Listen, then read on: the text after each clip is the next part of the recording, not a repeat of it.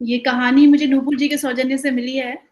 महिला दिवस के लिए मैं बड़ी परेशान थी कि मैं क्या करूँ, मैं क्या पढ़ूँगी? क्योंकि मैंने आज तक कभी कहानी पढ़ी नहीं है कहीं पर भी। जी, और जी। सुधीर जी ने कहा कि आप पढ़िए इस बार। मुझे नहीं पता कि मैं कहानी कैसा पढ़ूँगी।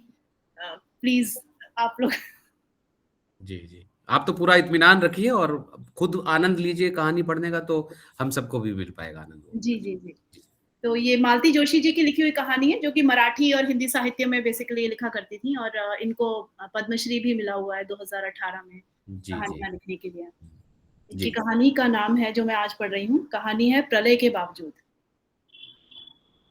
चेक पर तारीख डालने से पहले वे हमेशा की तरह ठिठक गईं। दयाराम, आज तारीख क्या होगी? दयाराम इस संभावित प्रश्न के लिए पहले से तैयार था। उसने फौरन जवाब दिया, 19। आज 19 जनवरी है। 19 जनवरी? मतलब आज तो समधी जी की सालगिरह है। दयाराम के लिए यह खबर नई थी। कौन समधी जी? उसने अचकचाकर पूछा। पागल, मेरे कोई 10-20 समधी हैं। ले देकर एक ही तो बेटा है मेरा। उसके ससुर जी की बात कर रही हूँ। आप वर्मा जी ही कहती रही हमेशा, तो हम तो वही नाम जानते हैं। कोई बात नहीं, उन्होंने कहा और सिर झुकाकर चेक लिखने लगी। पहले 5,000 निकलवा रही थी। अब पता नहीं क्या सोचकर उन्होंने 10,000 की रकम भर दी। चेक लिखते हुए वे लगातार अपने को कोस रही थी। दयाराम के जाते ही उन्होंने टेलीफोन का चोंगा उठाया, पर नंबर घुमाते घुमाते रुक गई। ये कोई वक्त है बधाई देने का? दिन के 11 बज रहे हैं। सुबह सुबह ही फोन कर लेना था। क्या सोचेंगे वे लोग? वे लोग तो सारी तारीखें याद रखते हैं। फोन करते हैं, मिलने आ जाते हैं। पर वे इतनी महत्वपूर्ण तारीख भूल गई, जबकि अभी उसी दिन तो इस विषय पर चर्चा हुई थी। 1 जनवरी को दोनों पति पत्नी आए थे। बधाई जैसा तो कोई माहौल अब इस घर में रहा नहीं, पर वे लोग हर खास मौके पर आ जाते हैं। नाते रिश्तेदार भी आते हैं, पर सिर्फ तीज त्योहार पर। उसके अलावा भी तो कैलेंडर में कई तारीखें ऐसी होती हैं जब अकेलापन बहुत सालता है, जैसे आलोक का जन्मदिन, उसके पापा का जन्मदिन, शादी की सालगिरह। वर्मा लोग सारी तारीखें याद रखते हैं, जानते हैं कि इस समय किसी का साथ उनके लिए बहुत जरूरी है। तत्परता से दोनों पति पत्नी आते हैं, कभी कुछ लेकर आते हैं, कभी वहीं बनवाते हैं और साथ बैठकर तीनों खाते हैं। पहाड़ सा दिन फुर्र से बीत जाता है। इस बार भी नए साल पर वे लोग आए थे तो चर्चा चल पड़ी थी। उन्हें एकाएक याद आ गया था, वर्मा जी आपकी सालगिरह भी तो इसी अ, इसी में पड़ इसी साल इसी महीने में पड़ती है। हाँ, 19 को, गीता ने बताया। इस बार 60 के हो जाएंगे। अरे वाह, तब तो कुछ हंगामा होना चाहिए। बताइए क्या प्लान बनाया है? कुछ भी नहीं, वर्मा जी ने उदास से स्वर में कहा। जिन्हें हंगामा करना था वे तो कन्नी काट कर चले गए। अब कोई चाम नहीं रहा। हाँ भाभी जी, भाई साहब को बहुत शौक था, गीता जी बोली। पिछले साल अस्पताल में थे, फिर भी उन्हें याद था। बोले देखना, तुम्हारे सीनियर सिटीजन बनने पर वो जश्न करूंगा कि लोग देखते रह जाएंगे। बस देखते ही तो रह गए हम लोग, कुछ नहीं कर सके। वर्मा जी का गला भर आया था। उन लोगों की उदासी उससे झेली नहीं गई। वातावरण को हल्का करने के उद्देश्य से बोली, वो नहीं है तो क्या हुआ? मैं तो हूँ, उन्हीं से ट्रेनिंग ली है। देखना कोई कसर नहीं रहेगी। नहीं भाभी जी, अभी मन नहीं है, गीता जी बोली। अभी तीनों में से एक भी बिटिया आने की स्थिति में नहीं है। प्रभा के यहाँ आजकल में बच्चा होने वाला है। विभा को तो आप जानती ही हैं, 6 महीने की ट्रेनिंग पर लंदन गई हुई है। आलोक आभा भी अभी इतनी जल्दी क्या आ पाएंगे? देखिए, आलोक आभा की प्रतीक्षा करेंगे तो मुश्किल में पड़ जाएंगे। वे लोग तो बरसी पर आने के लिए भी मना कर गए हैं। इसीलिए तो मैंने उसी समय सारे काम निपटा दिए थे। इसीलिए उन दोनों को तो आप अभी लिस्ट से निकाल ही दीजिए। हाँ, प्रभा विभा के लिए ज़रूर रुकना चाहिए। विभा को लौट आने दीजिए, तब तक प्रभा का बच्चा भी थोड़ा बड़ा हो जाएगा। आप ठीक कहती हैं, बच्चों के बिना तो कोई भी उत्सव फीका ही लगता है। और जल्दी क्या है, साल भर में कभी भी मना सकते हैं। हम लोग भी यही सोच रहे थे, लेकिन वो दिन तो सेलिब्रेट करना ही है, बच्चे ना सही। हम तो हैं, हम लोग मना लेंगे। कहीं घूमने निकल जाएंगे या बाहर खाना खाएंगे। एक बात साथ ही तय हो जानी चाहिए कि उस दिन पार्टी मेरी ओर से होगी। इतनी सारी बातें हुई थी उस दिन, और ऐन वक्त पर वो तारीख ही भूल गई थी। चेक का काम ना निकलता तो शायद उन्हें अब भी याद नहीं आता। अब फोन करने में भी संकोच हो रहा है, क्या करें? शाम को एकदम खुद ही जाकर सरप्राइज दे दें? पर शाम तक प्रतीक्षा करने का हौसला उसमें नहीं था। ईश्वर का नाम लेकर उन्होंने नंबर घुमा ही दिया। देर तक घंटी बजती रही। फिर एक मरियल सी आवाज आई। हेलो। कौन? गीता जी बोल रही हैं? ये आपकी आवाज को क्या हो गया? तबीयत तो ठीक है ना? जी ठीक हूँ। फिर वही बेजान सा स्वर और थोड़ा बेजार भी। उनका मन बुझ सा गया। कहाँ तो उनकी आवाज सुनते ही दोनों आह्लाद से ऊष्मा से भर उठते थे और कहाँ ये ठंडापन। जरूर नाराज होंगी। वर्मा जी कहाँ हैं? बुला दीजिए, बधाई तो दे दूं। जी बाजार गए हैं। वही सपाट स्वर। अच्छा, मिठाई लाने गए हैं? चलिए शाम को मिलते हैं। जी। मैंने सुबह जानबूझ के फोन नहीं किया। सोचा इस समय बच्चों के फोन आ रहे होंगे। अभी डिस्टर्ब करना ठीक नहीं। अपन तो लोकल हैं, बाद में भी कर सकते हैं। जी। फिर वही विरक्ति भरा जी। जैसे इस सफाई की उस समय उस तरफ कोई अहमियत ही नहीं थी। वे हैरान थी। गीता जी को आज ये क्या हो गया है? सुबह सुबह मियाँ बीवी में खटपट तो नहीं होगी? या वे किस या कि वे बच्चों के पास ना रहने से उदास हैं? पर इतनी रूखी तो वे कभी नहीं थी। और उन्हें हमेशा हंसते हुए ही देखा है। उमंग और उत्साह से भरपूर, चुस्त और दुरुस्त, अलमस्त। वे घड़ी भर पास बैठती हैं तो अपनी भी उदासी दूर दूर हो जाती है। फिर आज क्या बात है? शाम के लिए अब तो मन में कोई उत्साह ही नहीं रहा। पर जाना तो पड़ेगा। हमेशा लेती ही रही हैं। देने का मौका तो कभी कभी ही आता है। 4-5 साल पहले आलोक के पापा की षष्ठी पूर्ति पर गीता जी ने कितना प्यारा सा पुलोवर बुनकर दिया था उनके लिए। और हाथ से कड़ी एक शॉल दी थी। तब सोचा था कि मौका आने पर वे भी कोई ऐसा ही तोहफा देंगी जो उनके व्यक्तित्व की गंध लिए हुए हो। पर अब ना तो नजर काम देती है और ना उंगलियां। जो कुछ आना है बाजार से ही आना है। दयाराम जब बैंक से लौट आया तो उन्होंने उसे दोबारा बाजार भेजा। वर्मा जी के लिए पीटर इंग्लैंड की एक बढ़िया सी शर्ट मंगवा ली। केक के लिए आमिर में ऑर्डर दे दिया। बुके के लिए सोचा कि जाते हुए ले लेंगे। गीता जी के लिए साड़ी तो उनके स्टॉक से ही निकल आई। वहां तो अंबार लगा हुआ था। सोचती हैं कि सब दे दुआ कर खत्म करें। पर किसे दें? लड़कियां तो आजकल पहनती ही नहीं। उनकी आभा की दर्जनों साड़ियां पड़ी धूल खा रही हैं। लेकर ही नहीं जाती। कुछ के उसने सूट बनवा लिए हैं। पहले तो उनका मन बहुत दुखी था। पर बाद में ये सोचकर तसल्ली कर ली कि चलो इतनी महंगी साड़ियां किसी काम तो आई। नहीं तो उसे वहां जीन्स ही पहनना है। कई बार मन होता है कि आभा की बहनों में सब साड़ियां बांट दें। पर सोचती हैं आभा अपने हाथों से दे तो अच्छा लगेगा। उनसे लेते हुए तो लड़कियां संकोच से गड़ जाएंगी।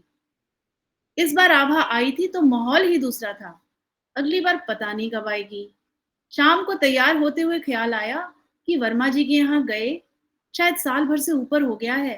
3-4 महीने तो आलोक के पापा की बीमारी में ही निकल गए। उसके बाद के ये 10 महीने, इन दिनों वे कहीं निकली ही नहीं है। बहुत हुआ तो बैंक या हॉस्पिटल। मंदिर तक जाने तक का मन नहीं होता। सोचती हैं अब क्या मांगना है भगवान से।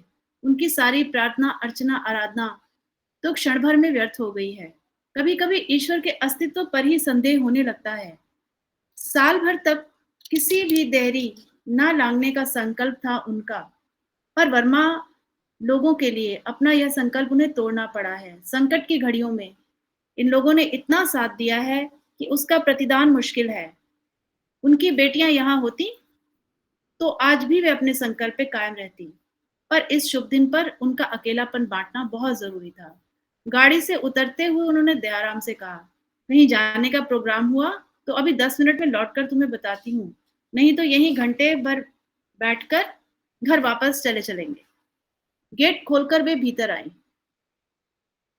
पीछे पीछे सारा सामान उठाए दयाराम भी था। पूरे वातावरण में एक सन्नाटा व्याप्त था। दरवाजे पर कम से कम एक बंदरमार ही टंग जाता तो कुछ माहौल तो बनता। सच है, बच्चे साथ नहीं होते तो सब कुछ फीका लगने लगता है। जब से आलोक बाहर गया है वे तो पग पग पर इस बात को अनुभव कर रही हैं। बल्कि अब तो आदत हो गई है, चाहे बेटे के माँ बाप हों या बेटी के। बुढ़ापा सबको अकेले ही काटना है, नए जमाने की यही सौगात है। कांपते हाथों से उन्होंने घंटी बजाई। दरवाजा खुला। म्लान मुख गीता जी दरवाजे में खड़ी थी। आइए। उन्होंने कहा, पर स्वर में कहीं स्वागत का भाव ना था। इससे पहले जब भी इस घर में आई हैं, ये लोग स्वागत में बिछ-बिछ गए हैं। अभ्यर्थना ऐसी जैसे भगवान घर पर पधारे हों। मन में कुछ चुभा, क्या बिन बुलाए आना ठीक नहीं हुआ? उसके बाद पहला काम उन्होंने यह किया कि दयाराम से कहा कि सामान मेज पर रख दे और गाड़ी में प्रतीक्षा करे। उसके सामने वे किसी तरह अनावृत होना नहीं चाहती थी। दोबारा जब गीता जी से मुखातिब हुई, तो उनके मन में एक विचार कौंधा। क्या इस शुभ अवसर पर उनका आना गीता जी को अच्छा नहीं लगा? पर शुभ अवसर जैसा तो वहां कुछ लग भी नहीं रहा था। गीता जी का चेहरा भी उनकी आवाज की तरह ही रुआंसा था। साड़ी मुसमुसाई, बाल बेतर थी। ऐसी तो वो कभी थी भी नहीं। आलोक के पापा तो अक्सर उनका उदाहरण देते। आभा की माँ, आभा की माँ को देखो, 3-3 बेटियां हैं, पर हरदम कैसी चाक चौबंद रहती है। ना कभी एक लट इधर की उधर होती है, ना साड़ी पर एक सलवट नजर आती है। कभी कभी वे तुनक जाती तो कहती, लड़कियों की माँ तो हमेशा ही चाक चौबंद रहती है, उसे बेटों की माँ की तरह रसोई में खटना थोड़ी पड़ता है। आधे से ज्यादा काम तो लड़कियां ही निपटा देती हैं। उन यादों को परे ढकेल कर वे एकदम से वर्तमान में लौट आईं। अरे आप अब तक तैयार नहीं हुई? चलना नहीं क्या? कहाँ? कहीं भी, जहां आप लोग चाहें, पार्टी मेरी ओर से है। पर जगह तो आपको ही तय करनी है ना। और वो हमारे बर्थडे बॉय कहाँ हैं? उन्हें तो अब तक बधाई ही नहीं दे पाई हूँ। उसी समय बर्थडे बॉय अंदर से नमूदार हुए। प्रणाम भाभी जी, और सचमुच उन्होंने झुककर पैर छू लिए। ये नई बात थी। वे एकदम असहज हो गईं, ठीक से आशीर्वाद भी न दे सकी। भाभी जी बैठिए ना, वर्मा जी ने कहा। तब उन्हें भान हुआ कि गीता जी ने अब तक उन्हें बैठने के लिए भी नहीं कहा था। वे सचमुच बहुत परेशान हैं, तभी तो ये सामान्य सा शिष्टाचार भी उन्हें याद नहीं रहा। उन्होंने बैठते ही पूछा, क्या बात है गीता जी, तबीयत ठीक नहीं है क्या? सुबह फोन पर भी आप बहुत डाउन लग रही थी। उत्तर में गीता जी सुबकने लगी। अरे क्या हुआ, कुछ बताइए भी तो, समधिन की पीठ सहलाते हुए उन्होंने पूछा। कुछ देर तक दोनों चुप रहे। फिर वर्मा जी ने संजीदगी से पूछा, क्या आपके पास कोई खबर नहीं आई? मेरे पास? उनका जी धक से रह गया। अब तक तो वे समझ रही थी कि प्रभा के नवजात पुत्र के साथ कोई समस्या है, या कि विभा लंदन में किसी परेशानी में है। पर वर्मा जी की बात से लग रहा था कोई ऐसी बात है जिसका संबंध दोनों घरों से है। इन दोनों घरों में कॉमन क्या है? आलोक और आभा? हे भगवान, सब ठीक तो है ना? सितंबर के बाद से उनका मन वैसे ही डरा डरा सा रहने लगा है। क्या बात है वर्मा जी, बच्चे ठीक से तो है ना? भाभी जी, क्या सचमुच आपको कुछ नहीं पता? उन्हें कहाँ से पता होगा, गीता जी ने सुबकते हुए कहा। आभा ने लिखा तो है। क्या लिखा है आभा ने? घबराहट के मारे उनका कलेजा मुंह तक आ गया था। आप खुद ही देख लीजिए, वर्मा जी बोले, और फिर पत्नी से पूछा, वो चिट्ठी कहाँ है? आभा ने मना किया था ना, आंसू पोंछते हुए गीता जी बोली। उसे मैं समझा दूंगी गीता जी, पर अब पूरी बात जाने बिना मुझे चैन नहीं आएगा। भाभी जी ठीक तो कह रही हैं, रो धोकर तुमने उनका बीपी तो बढ़ा ही दिया है। अब पूरी बात बता दो, वैसे भी छुपाने में क्या ही तुक है। गीता जी उठी और चिट्ठी लाकर चुपचाप उन्हें थमा दी। आभा के जाने पहचाने अक्षर थे, क्योंकि जब भी पत्र आया है आभा का ही आया है। आलोक तो कभी इस झंझट में पड़ता ही नहीं। बहुत हुआ तो हफ्ते में 2 बार फोन कर लिया बस। पत्राचार सारा सास बहू के बीच ही होता रहा है, पर पिछले कुछ महीनों से वो भी बंद हो गया है। वो पत्र हाथ में लिए बैठी रही, खोलने की हिम्मत ही ना पड़ी। किसी अनिष्ट की आशंका से उनका दिल धड़कने लगा। वर्मा जी बोले, भाभी जी देखिए तो बिटिया ने दिन का कैसा तोहफा भेजा है। दिल कड़ा करके कांपते हाथों से उन्होंने पत्र खोला। लिखा था, आदरणीय पापा मम्मी को प्रणाम। आप सभी आपके सभी पत्र नियमित रूप से मुझ तक पहुंचते रहे हैं। आलोक इतना फर्ज तो निभा ही रहे हैं, पर अब उन्हें और कष्ट देना अच्छा नहीं लगता। अब तो वो अधिकार भी नहीं रहा, इसलिए आपको अपना नया पता दे रही हूँ, नोट कर लें। पिछले 6-7 महीनों में से मैं इसी पते पर हूँ, पर आपको बताने की हिम्मत नहीं पड़ रही थी। अब तो अदालत ने भी हमारे अलगाव पर मुहर लगा दी है, सो सोचा बता ही दूं। देर सवेर तो आपको पता लगना ही था। पिछले कुछ सालों से हमारे संबंधों में दरार पड़ गई थी और वो बढ़ती ही चली गई। ठीक ठीक कारण तो मैं भी नहीं बता पाऊंगी, पर इतना जानती हूँ कि प्रेमी और पति में बहुत फर्क होता है, और हिंदुस्तानी पति तो चांद पर भी चला जाए वो हिंदुस्तानी ही रहता है। ये तो खैर मैं अपनी बात कह रही हूँ। हो सकता है आलोक को भी मुझसे ढेरों शिकायतें हों। खैर, अब उन बातों पर गौर करने का कोई मतलब भी नहीं है। मानसिक रूप से तो हम बहुत पहले ही एक दूसरे से दूर जा चुके थे। पर उन दिनों पापा जी बहुत बीमार थे, इसलिए हम लोग चुपचाप बने रहे। आलोक उन्हें अंतिम क्षणों में किसी तरह का दुख नहीं देना चाहते थे। उनकी मृत्यु के पश्चात तो कोई बहाना ही नहीं रहा और हमने कोर्ट में अर्जी दे दी। पिछले हफ्ते ही फैसला हुआ है और अब मैं आज़ाद हूँ। आप लोग मन में ज़रा भी मलाल मत लाना, क्योंकि आपका कोई दोष नहीं है। ये सब मेरा ही किया धरा है, उससे मैं भुगत लूँगी। हाँ, मम्मी जी को इस बारे में कुछ मत बताइएगा। वे इस आपात आघात को सहन नहीं कर पाएँगी। आलोक जब ठीक समझेंगे बता देंगे। पत्र हाथ में लिए वे मूर्तिवत बैठी रहीं। समझ में नहीं आ रहा था कि वे अपनी बहू का पत्र पढ़ रही हैं या किसी उपन्यास का अंश। क्या जीवन में ऐसा भी कुछ घट सकता है? कुछ देर एक असहज मौन पसरा रहा। फिर वर्मा जी क्षमा याचना के से स्वर में बोले, पत्र तो भाभी जी 2 दिन से आया पड़ा है, पर आपको बताने की हिम्मत ही ना पड़ी। आभा ने भी मना किया था। गीता अपने होशो हवास दुरुस्त रखती तो शायद आज भी हम ये बात छुपा जाते। मैं बहुत शर्मिंदा हूँ। कोई बात नहीं, कभी ना कभी तो पता चलना ही था। सूनर द बेटर, उन्होंने टूटती सी आवाज में कहा। ये एक वाक्य भी उनके लिए भारी पड़ गया था। लग रहा था जैसे सारी शक्ति ही किसी ने निचोड़ ली हो। उन्हें लगा इस कुर्सी से वे अब कभी नहीं उठ पाएंगी, पर उठना तो था ही। इस हादसे के बाद वे यहाँ नितांत अप्रासंगिक हो गई थी। किसी तरह हिम्मत बटोरकर वे उठी। उठते हुए नजर सामने वाली मेज पर गई, जहां बुके, केक और उपहार रखे हुए थे। ये सामान आते ही पकड़ा दिया होता तो ठीक रहता, पर उस वक्त माहौल ही कुछ दूसरा था और अब तो सभी कुछ व्यर्थ हो गया सा लग रहा है। उन्हें बेटे पर बहुत रोष आ रहा था। समय रहते बता देता तो ऐसी फजीहत तो ना होती। उससे तो आभा अच्छी है, कम से कम सच बोलने का साहस तो किया। पाँव मन मन भर के हो रहे थे। किसी तरह अपने को ठेल ठाल कर 4 कदम चली ही थी कि पीछे से आवाज आई, भाभी जी प्लीज रुकिए। ये किसकी आवाज थी, गीता जी की या वर्मा जी की? उन्हें कुछ समझ ही नहीं आया। वे वहीं जड़वत खड़ी हो गई। पीछे मुड़कर देखने का उन्हें साहस नहीं हुआ। उन्हें लगा अभी वे लोग कहेंगे अपना ये कबाड़ तो साथ लेती जाओ। सांस रोककर वे उन वाक्यों की प्रतीक्षा करने लगी। दोनों पति पत्नी ठीक उनके अगल बगल आकर खड़े हो गए। ये आप एकदम से उठकर कहाँ चल दी भाभी जी? प्लीज इस तरह मत जाइए। पीछे लौटने का हौसला नहीं था, पर पांव आगे बढ़ने से इनकार कर रहे थे। इस समय में वे वर्मा जी के ऑफिस में खड़ी थी।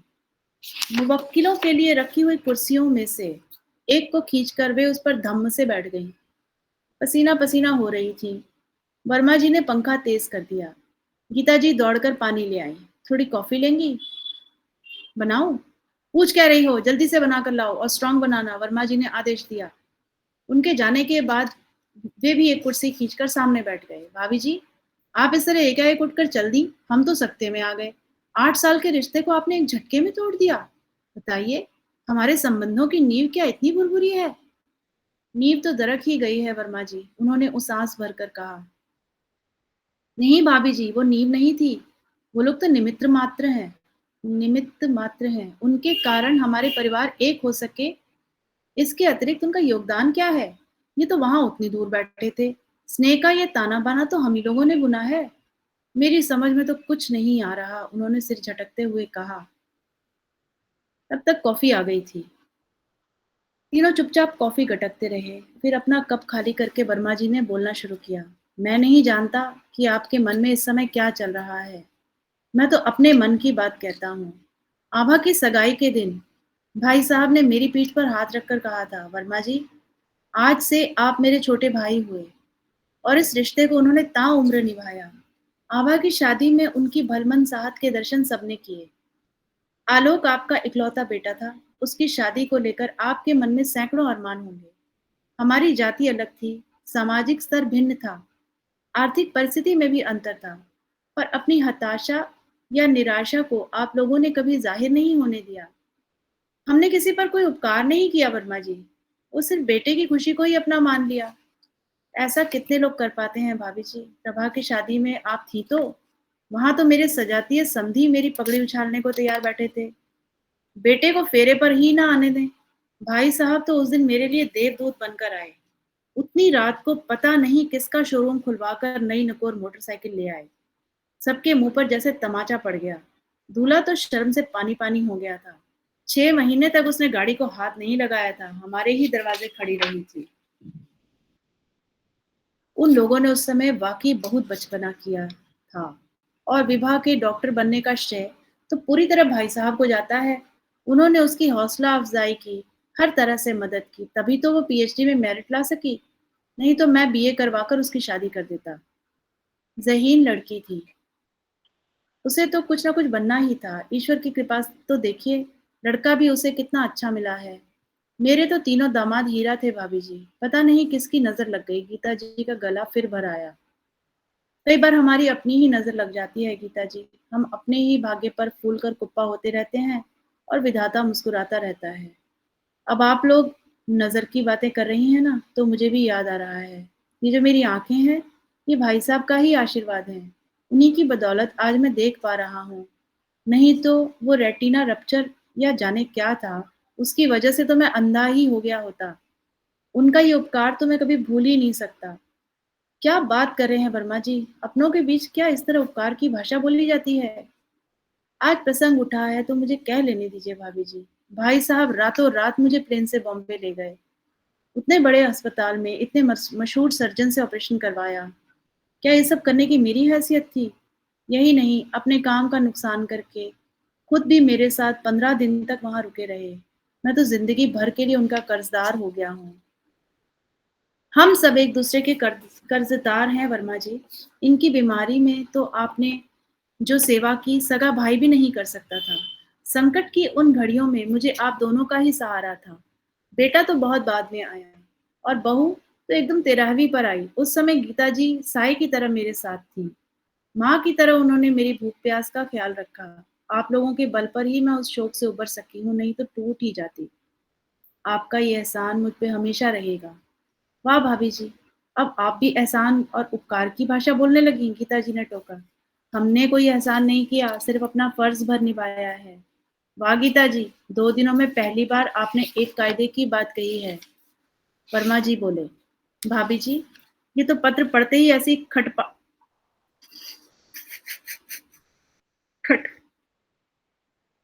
खटपाटी सी लेकर पड़ गई कि क्या बताऊं। कितना समझाया भगवान। 7 समंदर पार बैठकर उन लोगों ने कोई बेवकूफी की है तो उसका खामियाजा हम क्यों भुगतें? हम अपना बुढ़ापा क्यों खराब करें? मैं उन्हें दोष नहीं देती वर्मा जी। पत्र पढ़कर तो मेरे भी हाथ पांव फूल गए थे, पैरों तले की जमीन ही खिसक गई थी। इनकी मृत्यु का सदमा तो मैं झेल गई थी, क्योंकि वो अपेक्षित था, पर ये आघात तो एकदम अप्रत्याशित है। लगता है जैसे मेरा पूरा संसार ही भरभरा कर गिर पड़ा है। वो तो मैं आपके घर में हूँ, इसलिए होशो हवास में बैठी भी हूँ। घर पर होती तो पता नहीं क्या हाल होता। हमें मालूम था, तभी तो हमने आपको रोक लिया, गीता जी ने कहा। और भाभी जी, इस दुख से भी आपको उबरना होगा। मुश्किल तो है, पर मुझे विश्वास है आप ये कर लेंगी। ये मत सोचिए कि आप अकेली हैं, हम लोग भी आपके साथ हैं।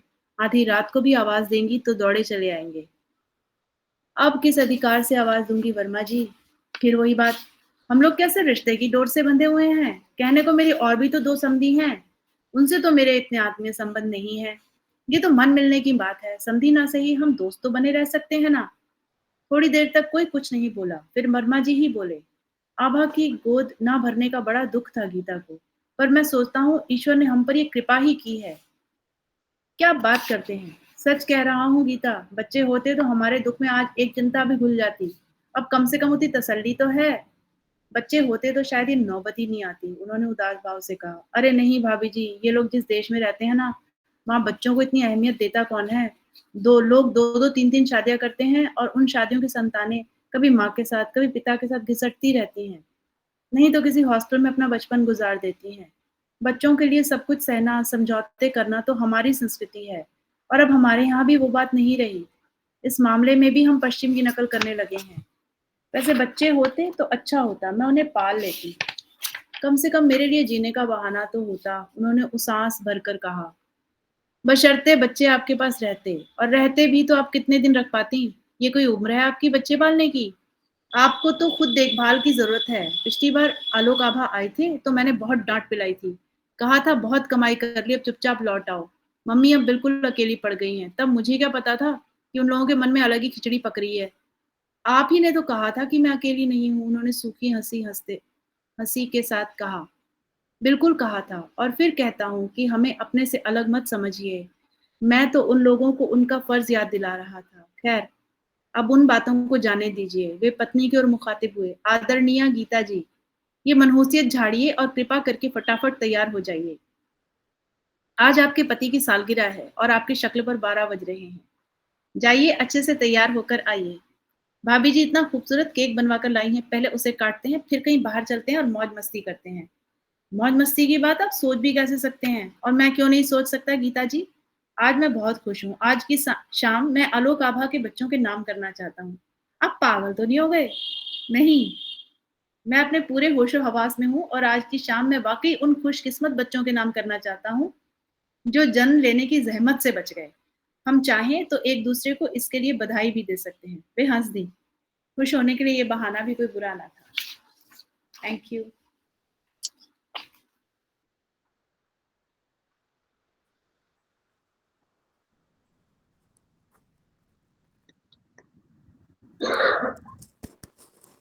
अनिल जी माइक बंद है आपका।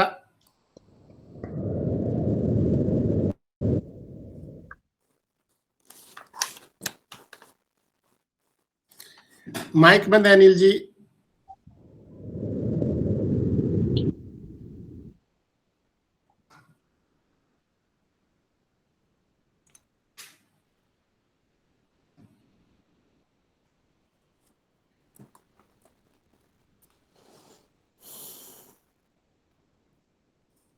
क्या हुआ, कहीं कुछ अटक गया क्या?